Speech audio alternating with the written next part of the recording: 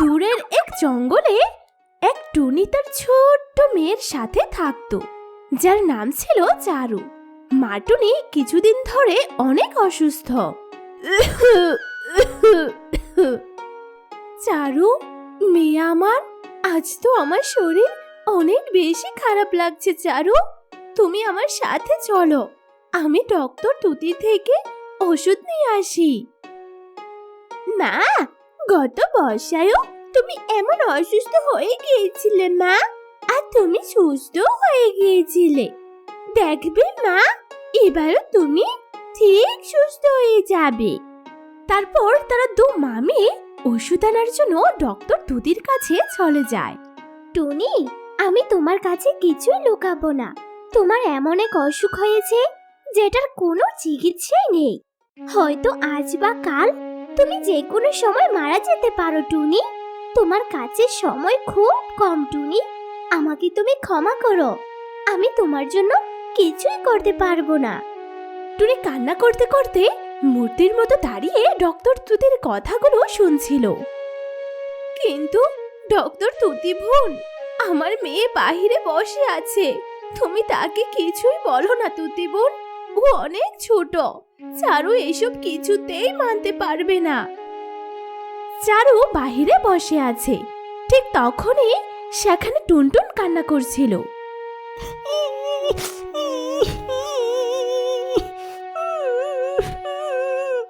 বন্ধু, তুমি কান্না করছো কেন? তোমার মাও কি অসুস্থ? কি হয়েছে তোমার মায়ের? আমার মা আজ 3 দিন ধরে খুব অসুস্থ। আমার আমার মা উঠতে পারে না। আমি আমার মায়ের জন্য ওষুধ দিতে এসেছি।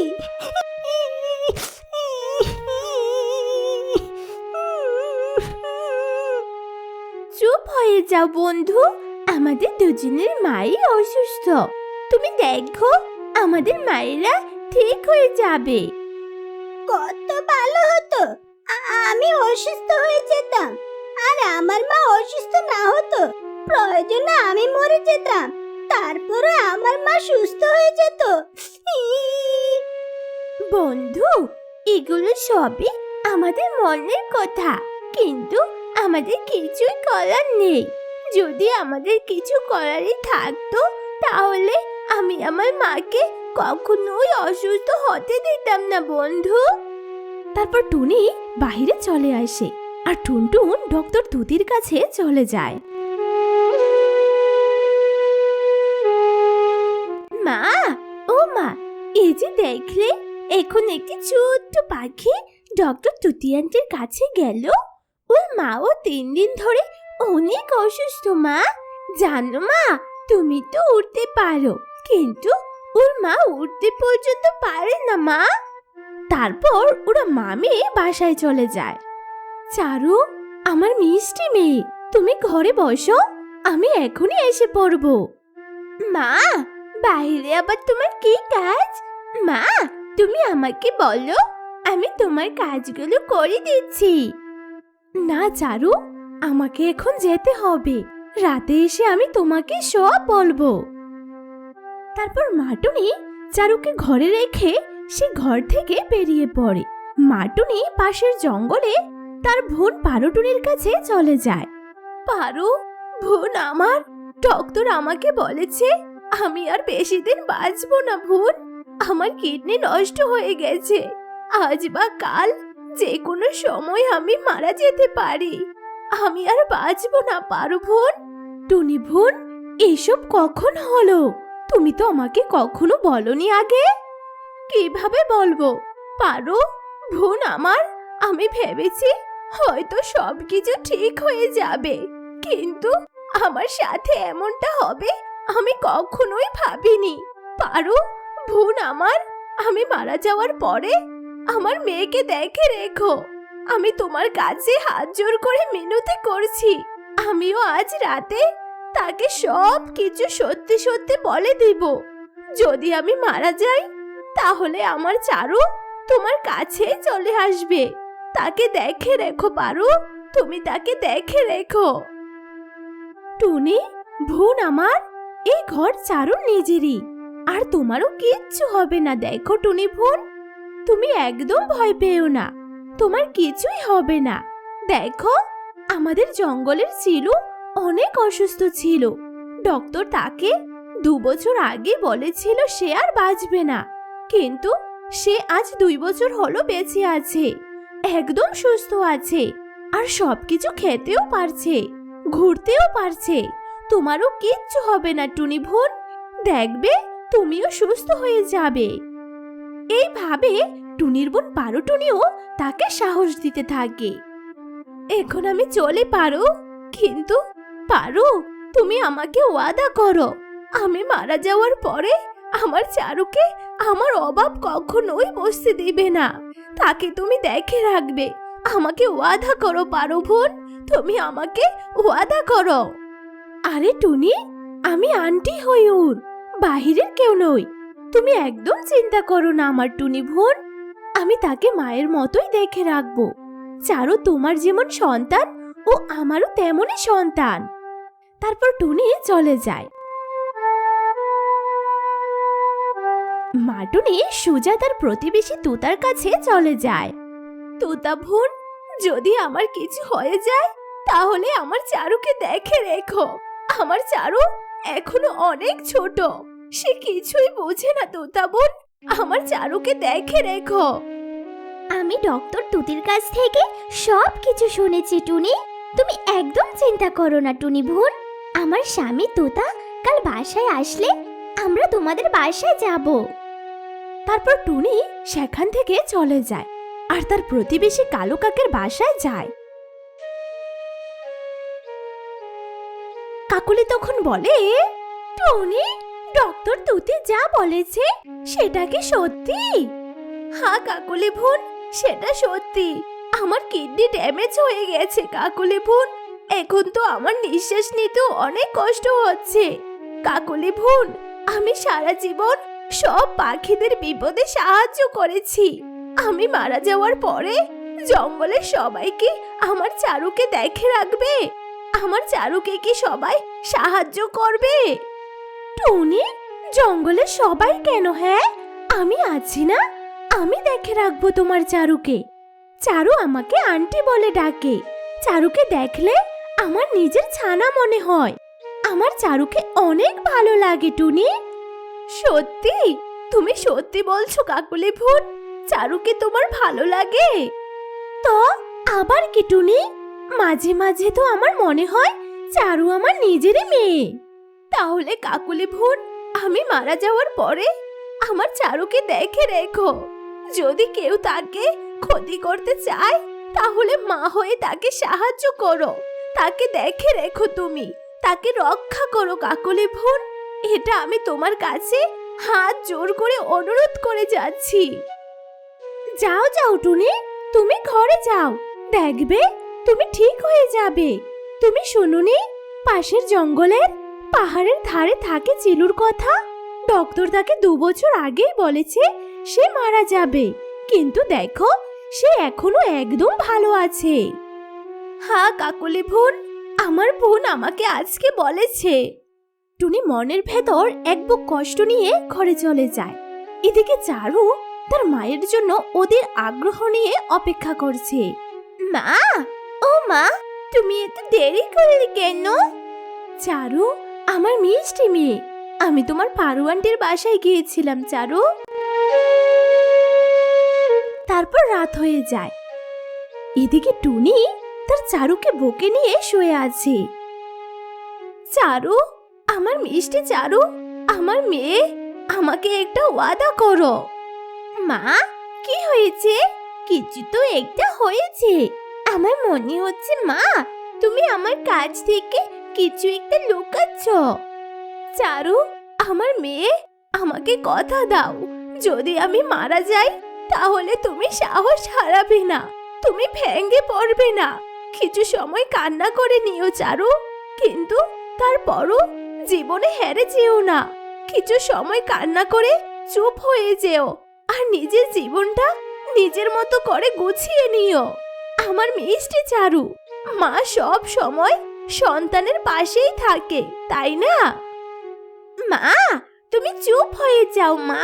তুমি না সব সময় আমাকে এভাবেই ভয় পাইয়ে দাও। গত বর্ষের কথা তোমার মনে আছে তো? হ্যাঁ চারু, আমার মনে আছে। আচ্ছা শোনো আমার চারু, যদি আমার কিছু হয়ে যায় তাহলে তুমি তোমার পারু আন্টির কাছে চলে যেও চারু। পাশের জঙ্গলে পাহাড়ের ধারে বড় গাছের উপর তোমার পারু আন্টির বাসা।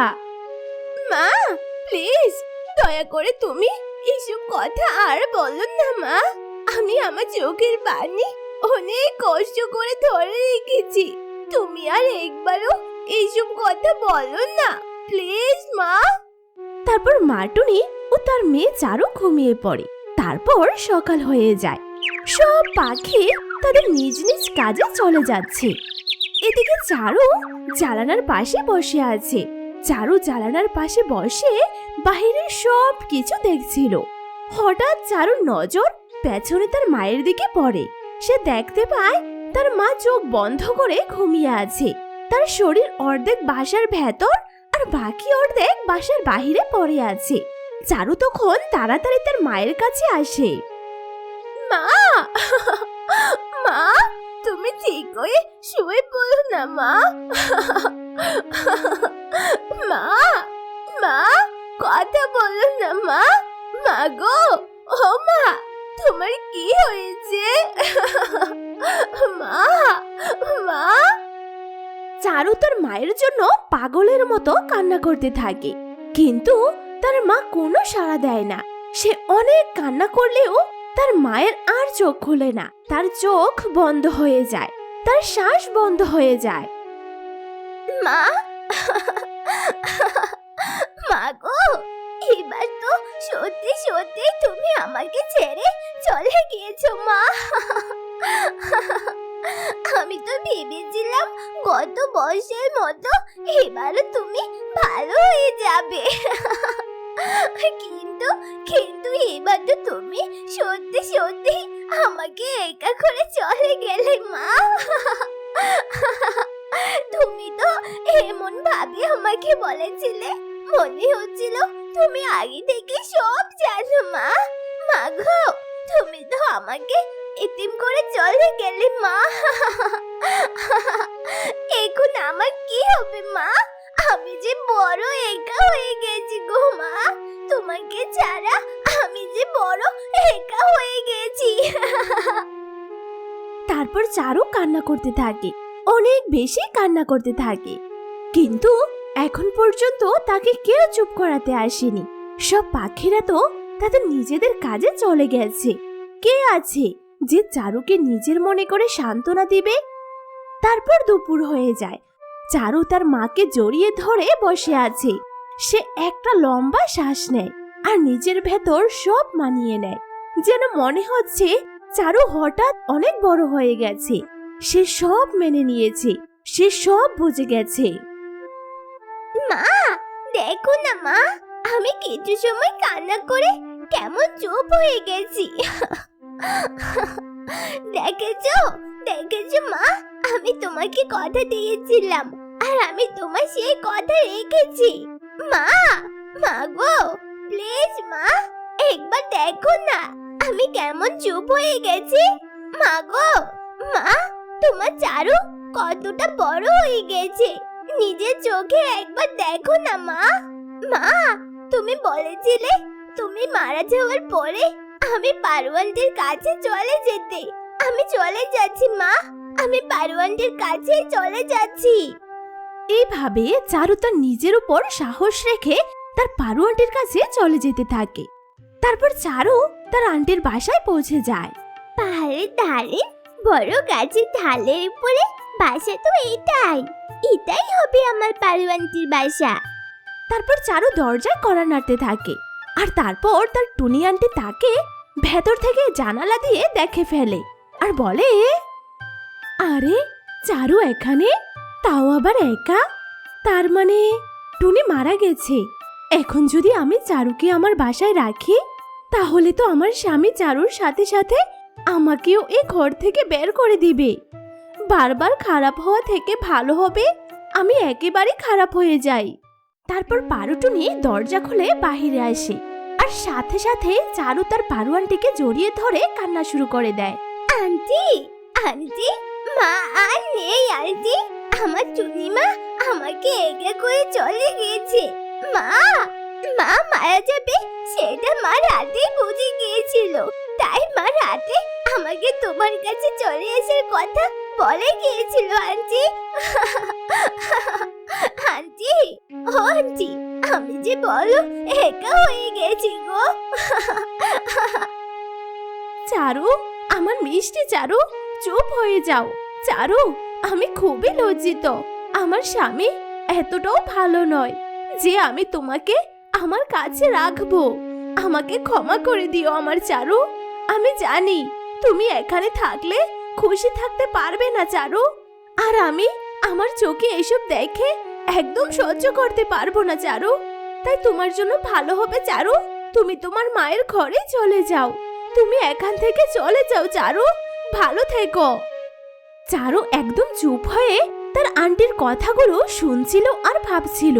পারু আন্টি, তুমি খুব ভালো করেছিলে যে তুমি এইসব কথা আমার মাকে বলনি, না হয় আমার মা মারা যাওয়ার সময় আমার কথা চিন্তা করে অনেক কষ্ট পেত। তারপর চারু সেখান থেকে চলে যায়। চারুর পারু আন্টি ভালো হোক আর খারাপ হোক, কিন্তু চারুকে চলে যেতে দেখে অনেক কান্না করছিল আর নিজেকে অপরাধী মনে করছিল। তারপর সে তার ঘরে চলে যায়। এদিকে চারু নিজের মতো করে ক্ষুধার্ত পেট নিয়ে উঠতে থাকে। রাত থেকে সে কিছুই খায়নি।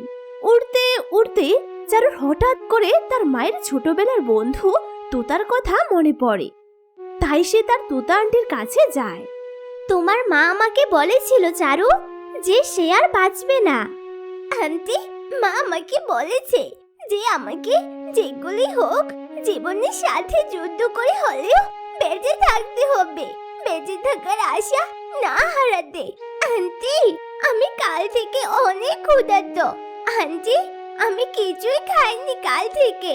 আমি এটাও জানি না আন্টি খাবার দানা কোথা থেকে খুঁজতে হয়। এই জঙ্গলে তো কোনো খাবার দানা পাওয়া যায় না চারু। খাবার দানার জন্য পাশের জঙ্গলে যেতে হয়। আমি তো সকালে গিয়ে খাবার দানা খুঁজে নিয়ে এসেছি। আন্টি, তোমার কাছে কি একটা খাবার দানা হবে? আমি খাওয়ার জন্য আমি তোমাকে পরে আবার দিয়ে দিব আন্টি। না না চারু, তোমাকে খাবার দানা দেওয়া সম্ভব না। আমার কাছে যে দানাগুলো আছে সেগুলো আমার স্বামীর জন্য রেখেছি। সে নদীতে পানি পান করতে গেছে, এখনই চলে আসবে। তুমি এখান থেকে চলে যাও চারু, তুমি এখান থেকে চলে যাও। তোতা আন্টি, ওই ঘরটা যে দেখা যাচ্ছে ওইটা কি কাকলি আন্টির ঘর? হ্যাঁ হ্যাঁ চারু, ওইটা কালো কাক আর কাকলির ঘর। তোমার মা কাল সন্ধ্যায় ওদের কাছেও গিয়েছিল। তারপর চারু কালু কাকের ঘরে যায়। কাকলি তখন বলে, এত ছোট বয়সে এত বড় দুঃখ? চারু, তোমার মা এখনো অনেক জোয়ান ছিল, তারপরেও না জানি তোমার মায়ের কি হয়েছে। মায়ের কিডনি ড্যামেজ হয়েছিল আন্টি, কিন্তু মা সবার কাছ থেকে এই কথাটা লুকিয়ে রেখেছিল আন্টি। কাল যখন টুনি আমার কাছে কথা বলতে এসেছিল তখন সে ঝিমিয়ে ঝিমিয়ে কথা বলছিল, মনে হচ্ছিল সে এখানেই মরে যাবে। কাকুলি আন্টি, একটা কথা বলতে চাই। আমার ঘরে একা একা ভালো লাগে না, মায়ের কথা বারবার মনে পড়ে। কাকুলি আন্টি, তুমি কি আজকে রাতটুকু আমাকে তোমার বাসায় রাখবে? চারু, যদি এক রাতের জন্য থাকতে চাও তাহলে আজকে রাতের জন্য তোমার জন্য আমার ঘরের দরজা খোলা আছে, কিন্তু আজ না হয় আমার ঘরে থাকলে কাল কি করবে শুনি? এখনো তো পুরো জীবন পড়ে আছে চারু। সারা জীবন তো একা একাই থাকতে হবে। সারা জীবন তো আর পরের ঘরে থেকে জীবন পার করতে পারবে না, তাই না? আমি সব কিছু বুঝে গেছি আন্টি, আমি এখন আসি। তারপর চারু তার বাসায় চলে আসে। বাসায় এসে চারু তার মাকে মনে করে খালি পেটে শুয়ে পড়ে। আজ চারুর পাশে কেউ নেই, অথচ কাল পর্যন্ত তার মা বেঁচে থাকতে তার পাশে সবাই ছিল। আর চারু তার মায়ের অভাব খুব ভালো করে বুঝতে পারছে। সে চুপ করে তার মায়ের কথা মনে করে কান্না করতে থাকে। তারপর চারু ঘুমিয়ে পড়ে। পরদিন সকালে চারু ঘুম থেকে উঠে জানালার পাশে বসে থাকে আর তার মাকে মনে করতে থাকে। এদিকে সব পাখিরা খাবার আনার জন্য বের হয়ে পড়ে। চারু সব পাখিরা যেদিকে খাবার আনতে যায় ঠিক সেদিকে খাবার আনার জন্য বাহির হয়ে পড়ে। তারপর চারু পাহাড়ের ধারের দিকে রওনা দেয়।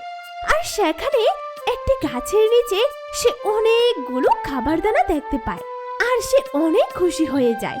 এদিকে তোতা ও কাকলিও খাবার দানা দেখে অনেক খুশি। কিন্তু আজ তো তোতা কাকলি কেউ চারুকে ডাকে না, কারণ যদি চারু ওদের উপর বোঝা হয়ে পড়ে। এদিকে চারু খুশি খুশি খাবার দানা খেয়ে নেয় আর চারু রাতে খাওয়ার জন্য কিছু খাবার দানা সাথে করে নিয়ে বাসায় চলে যায়। এইভাবে দিন যেতে থাকে আর এদিকে চারু অনেক বড় হতে থাকে আর সে তার পুরনো কথাগুলো বলতে শুরু করে দেয়। চারু নিজে নিজে খাবার দানা খুঁজতে শিখে যায়, নিজে নিজে ঘর বানানোর কাজ শিখে যায়। আজ তো চারু তার নিজের নতুন ঘর বানানোর জন্য খড়কুটো আর লাকড়ি জোগাড় করতে যাচ্ছে। তারপর চারু অনেকগুলো লাকড়ি জোগাড় করে নেয়। শোনো শোনো, এই যে শুনছো তুমি, তুমি কি আমার এই লাকড়িগুলো আমার মাথায় তুলে দেবে? কিছু দূর বসে থাকা টুনটুন চারুর আওয়াজ শুনে এগিয়ে আসে আর বলে, তোমাকে কোথাও দেখেছি মনে হচ্ছে। মনে পড়েছে ডক্টর তুতি আন্টির ক্লিনিকে? হ্যাঁ, মনে পড়েছে। এখন তো তুমি অনেক বড় হয়ে গেছো। আচ্ছা, এখন কি তোমার মা সুস্থ হয়ে গেছে? কেমন আছে উনি? এই কথা শুনে টুনটুন কান্না করতে থাকে। না, 3 দিন পরে আমার মা আমাকে ছেড়ে চলে গিয়েছে। কিন্তু তোমার মা এখন কেমন আছে? আমার মা তো সেদিনই মারা গিয়েছে। আমার সাথে আমার মায়ের ওইটাই শেষ রাত ছিল। মাকে ছাড়া তো আমি সবকিছু শিখে গেছি। আশেপাশে সব মানুষগুলোকেও চিনতে পেরেছি। নিজের খাবার নিজে কোনোদিন খুঁজে খাইনি, কিন্তু মা মরে যাওয়ার পর আমি নিজের খাবার নিজেই খুঁজে খাওয়া শিখে নিয়েছি।